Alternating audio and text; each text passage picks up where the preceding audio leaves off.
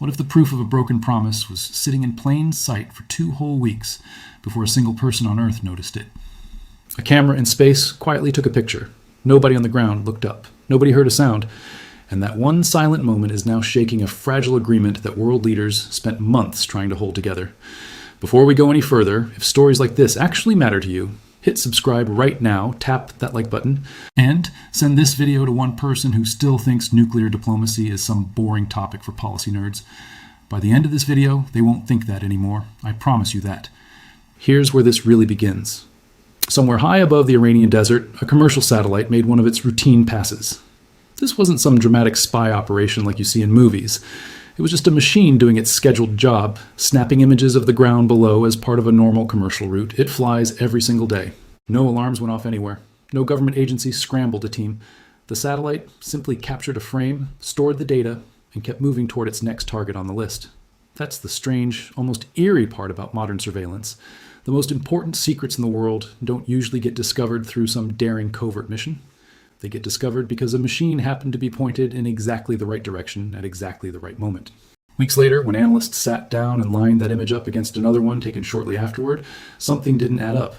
The changes on the ground weren't random. They weren't debris settling after an explosion or wind reshaping sand dunes over time. They followed a pattern, a very specific, very deliberate pattern that looked a lot like construction. And not just any construction. It looked like the slow, careful rebuilding of a facility tied directly to Iran's nuclear weapons program. A facility that, on paper, was supposed to be completely frozen under a fresh agreement Iran had signed only weeks earlier. That single contradiction sits at the heart of this entire story. A government caught quietly rebuilding the exact kind of facility it had just promised to leave untouched, during the exact window when the entire world was told nothing like this would be happening.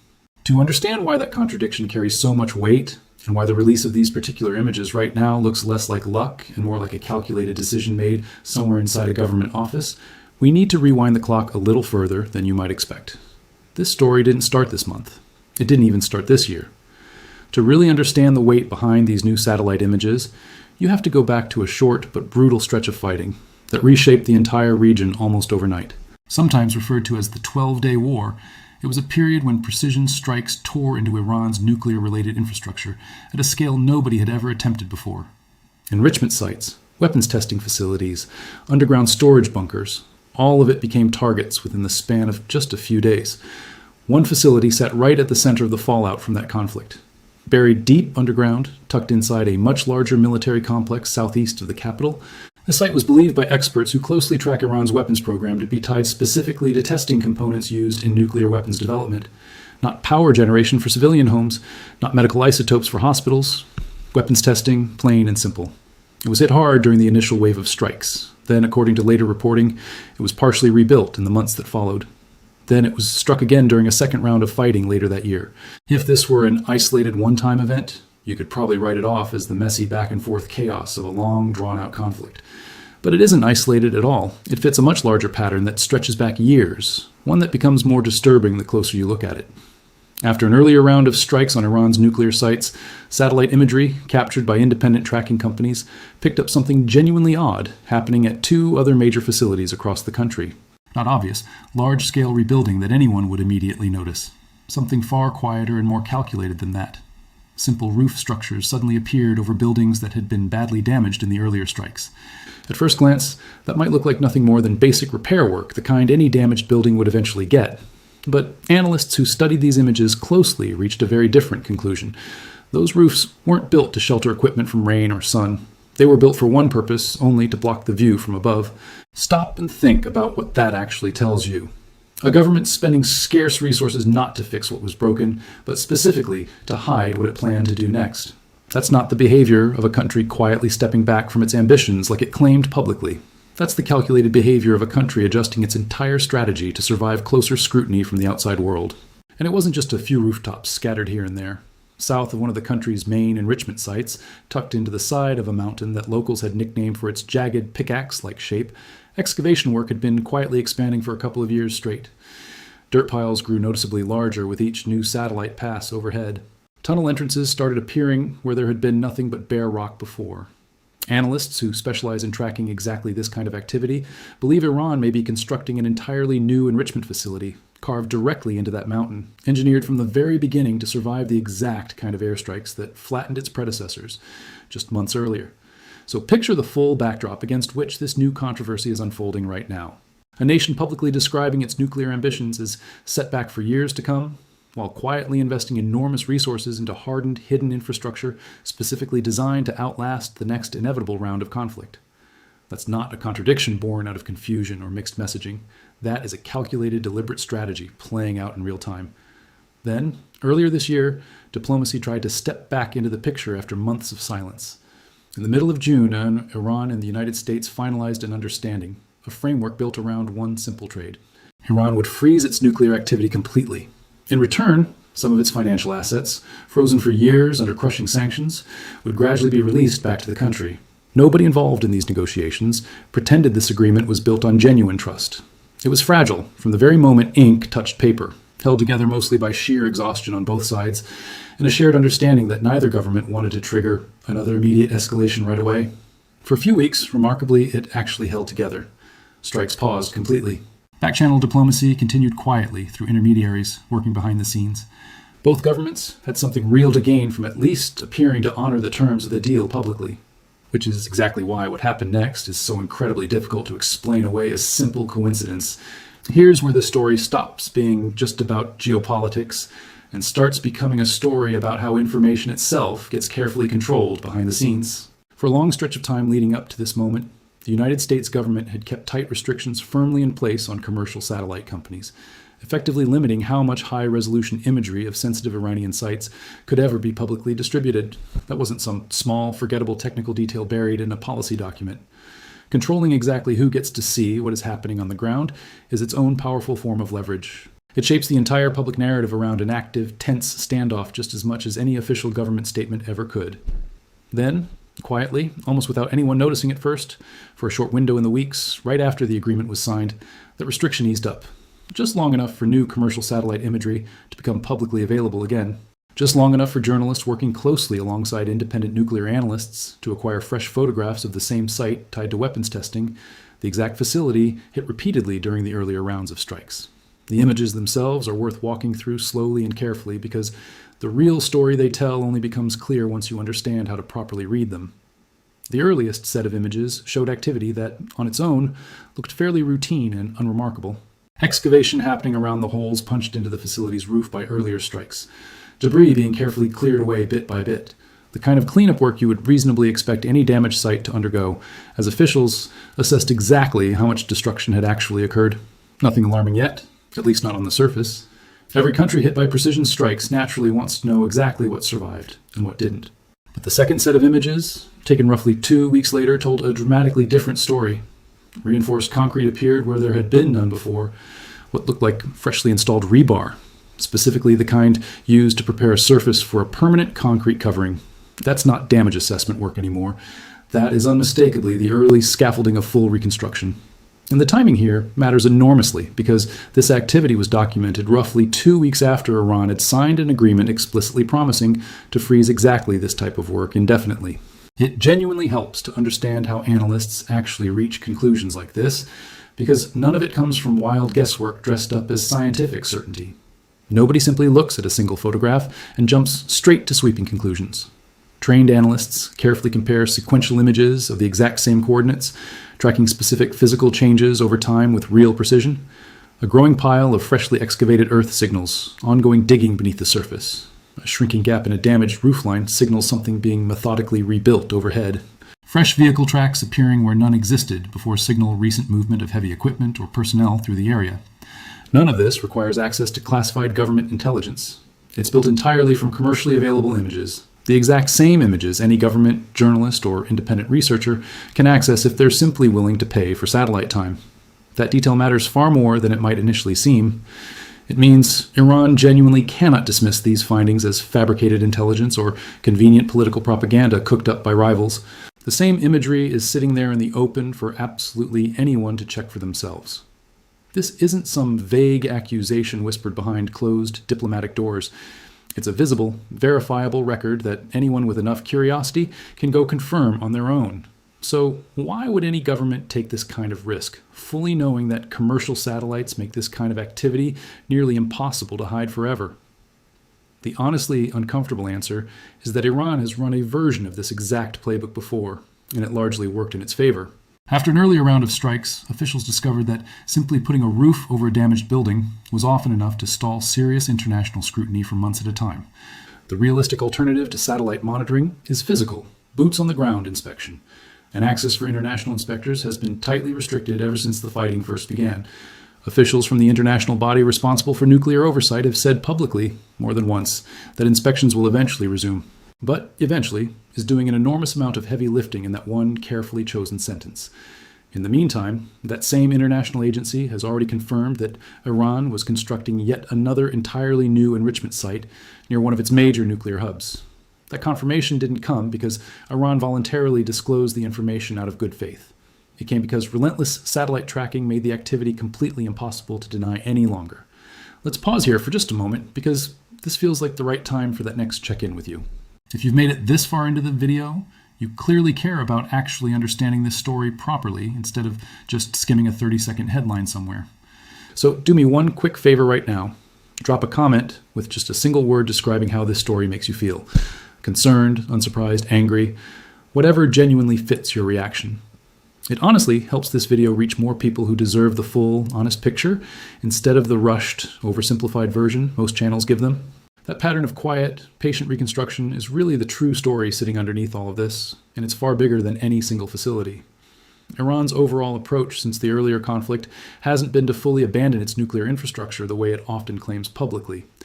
It's been to rebuild, selectively, quietly, and just fast enough to stay a step ahead of the next inspection deadline or diplomatic checkpoint, essentially betting that global attention will drift elsewhere before anyone forces a genuine reckoning. The facility at the center of this new controversy fits that exact pattern almost perfectly. It isn't the flagship enrichment site that dominates every headline you've probably already seen. It's a smaller, far less visible to the public eye, tied specifically to weapons testing rather than uranium enrichment itself, which makes it exactly the kind of quiet target a government might calculate would draw noticeably less international attention if the rebuilding ever got caught. That particular calculation appears to have badly misfired this time.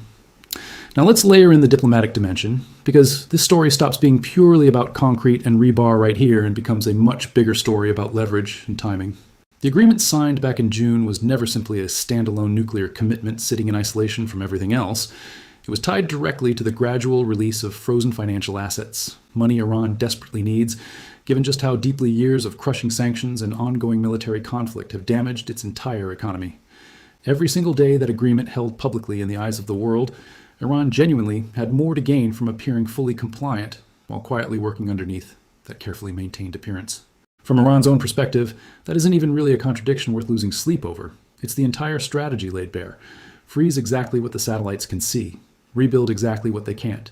Keep the financial pipeline flowing for as long as humanly possible while quietly restoring whatever capability actually survived the strikes.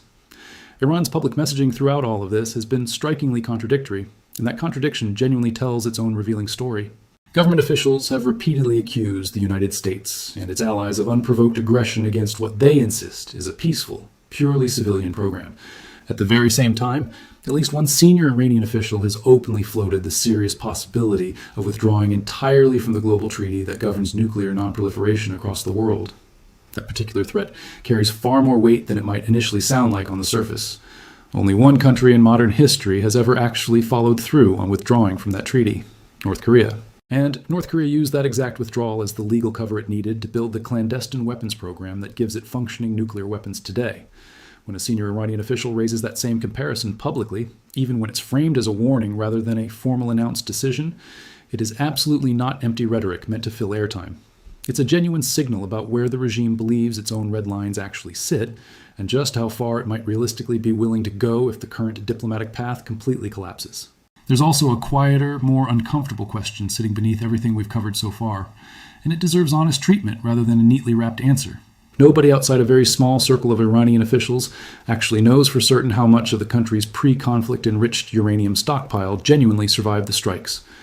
Before the fighting broke out, Iran had built up a stockpile at a scale that had alarmed international monitors for years running. After the strikes concluded, satellite imagery showed little to no visible activity resuming at the major sites for several months straight. Some analysts interpreted that prolonged silence as solid proof the program had been meaningfully crippled for the foreseeable future. But an absence of visible activity is simply not the same thing as an absence of activity happening out of sight. It's entirely possible to quietly move the most sensitive material underground, completely away from any satellite's field of view, especially inside a country that has already spent over a decade building infrastructure specifically designed to defeat outside surveillance. Those mysterious rooftops we talked about earlier weren't built for basic shelter. That mountain excavation wasn't started purely by accident or coincidence. Iran doesn't actually need every single damaged facility fully rebuilt to remain a serious proliferation concern for the region. It just needs enough surviving material and enough hidden capacity to reconstitute a functioning program relatively quickly once the world's attention naturally shifts elsewhere. And every single piece of imagery collected since the conflict fits a pattern entirely consistent with exactly that patient strategy. None of this analysis changes what these images ultimately mean for the actual people living through the daily consequences of this ongoing standoff. And it's genuinely worth slowing down here before we move on to what happens next. Every single time this conflict escalates further, it stops being some abstract policy debate for the ordinary people living inside Iran right now. The country has spent the past year absorbing devastating military strikes, crushing economic sanctions, and now a domestic security crackdown tied directly to nationwide protests that erupted alongside all this mounting outside pressure. Ordinary Iranian families have essentially no real influence over whether a damaged facility gets a fresh concrete cap or whether excavation inside a distant mountain keeps quietly expanding. They live every single day with an economy strangled by sanctions, regardless of who's actually making the real decisions about centrifuges and enrichment levels behind closed palace doors. On the other side of this equation, intelligence analysts, satellite specialists, and career diplomats have spent countless months trying to build an accurate, honest picture of a program that Iran has every possible incentive to obscure and hide. Getting that picture wrong in either direction carries genuinely real consequences for millions of people. Underestimate what actually survived the strikes, and you risk completely missing a serious threat quietly rebuilding itself in plain sight. Overreact to what might just be routine, harmless reconstruction, and you risk pushing an already fragile, deeply mistrustful process toward a war that nobody could fully control once it actually starts. There simply is no version of this story where the honest answer is clean and simple, and anyone confidently telling you otherwise genuinely hasn't looked closely enough at what these images actually show versus what they merely suggest or imply. So, where does all of this realistically go from here? Based on everything currently sitting in the public record, there are a handful of genuinely plausible paths forward, and they each carry very different levels of risk attached to them. The first realistic possibility is that the agreement survives, though in some noticeably weakened form. Washington treats this discovery as a serious violation worth addressing, demands fresh concessions from Tehran, but ultimately stops short of abandoning diplomacy altogether. This is the path officials on both sides would probably claim to prefer publicly, since neither government currently seems eager to reopen full-scale military strikes, while other regional tensions are already stretching resources dangerously thin. But there's a real problem baked into this particular path. Trust was already the scarcest resource in this entire relationship, long before these images ever surfaced publicly. Catching a government rebuilding weapons-related infrastructure roughly 2 weeks after signing an agreement explicitly promising not to make it significantly harder for anyone to sell, continuing that deal, as anything other than a genuine strategic mistake. The second realistic possibility is that this entire episode becomes the clear justification for renewed military action, treating the reconstruction as solid proof that diplomacy has already failed completely, and that only continued, sustained military pressure can reliably slow the program down going forward. This is arguably the more likely outcome given how quickly recent history has shown a genuine willingness to authorize strikes once diplomatic patience visibly runs thin. But the serious risk here is uncontrolled escalation. Iran has consistently shown a clear preference for indirect pressure and economic leverage over any direct military confrontation. A renewed strike campaign specifically targeting nuclear infrastructure risks pushing the regime toward exactly the kind of overt weaponization threat that everyone involved has spent years trying desperately to avoid ever triggering. The third realistic possibility is that essentially nothing dramatic changes at all in the near term. Iran simply continues its current approach unchanged, betting that global attention naturally moves on to the next crisis somewhere else before real consequences ever catch up with it here. This is the path Iran's behavior over the past year strongly suggests it's most comfortable walking. Rebuild quietly behind the scenes, deny loudly and publicly whenever confronted, absorb whatever temporary diplomatic cost comes with getting caught occasionally, and calculate that genuinely abandoning weapons-related infrastructure would cost the regime far more politically than another predictable round of accusations from Washington ever will. The obvious problem with this path is that commercial satellite coverage keeps steadily improving year after year. Restrictions on imagery access keep getting quietly lifted and reimposed, depending entirely on shifting political convenience. And the growing odds of getting caught again and again keep climbing higher with every passing month this continues. The fourth, and by far the most consequential possibility, is the one directly hinted at by that senior Iranian official earlier. A formal official withdrawal from the Global Non-Proliferation Treaty, following the exact same precedent North Korea set decades ago under very similar pressure. This remains the least likely outcome in the near term, mainly because it would completely eliminate whatever legal ambiguity currently allows Iran to frame its entire program as purely defensive and civilian in nature. It would almost certainly trigger a fully unified international response that Iran has so far skillfully managed to avoid by carefully operating inside the gray zone between full compliance and open, undeniable defiance. But it's also the single outcome that would most permanently reshape this entire ongoing situation. And every single time that particular threat gets raised publicly by officials, it quietly shifts the baseline of what's considered thinkable just a little further than it was the time before. If you genuinely had to rank these four possibilities by pure likelihood, quiet reconstruction paired with intermittent diplomatic friction remains the most probable path forward over the coming weeks, simply because it's the one path Iran has already shown, repeatedly and consistently, it's willing and able to walk. Renewed military action sits close behind as a strong second possibility, and would likely be triggered less by these specific images alone, and more by whatever gets discovered next if similar reconstruction activity gets caught happening at additional sites. Full diplomatic survival and a formal treaty withdrawal both remain considerably less likely in the immediate term, but each one carries consequences large enough that even a relatively small probability of either happening genuinely deserves our close, continued attention. Which brings us right back to that quiet, almost forgettable moment somewhere over the Iranian desert, when a satellite passed silently overhead and captured a photograph that literally nobody on the ground even noticed at the time it happened. That single image didn't end anything by itself in that instant. It didn't start a brand new war, and it didn't collapse the entire agreement outright on its own. What it did do was strip away the plausible deniability that had allowed both governments to publicly claim steady progress while privately preparing for the very real possibility that none of it would actually hold together in the end. Iran can absolutely dispute how these particular images get interpreted by outside analysts. What it genuinely cannot dispute is that the concrete is there. It cannot dispute that the rebar is there. And it cannot dispute that both of these things appeared during the exact window when the country had solemnly promised the entire world it would be doing neither. So here's the real question genuinely worth sitting with long after this video ends. When a government gets caught quietly rebuilding the very infrastructure it just promised the world to freeze, does that prove the entire agreement was doomed from the very moment it was first signed? Or does it actually prove something closer to the opposite? That even a fragile, deeply mistrustful framework is still doing exactly its job, simply by turning a hidden violation into a visible, undeniable one that the whole world can now see clearly. Drop your honest, genuine take in the comments down below right now. Do you think this fragile agreement can somehow survive what these images just revealed to the entire world? Or was it always destined to quietly collapse the moment nobody was watching closely enough?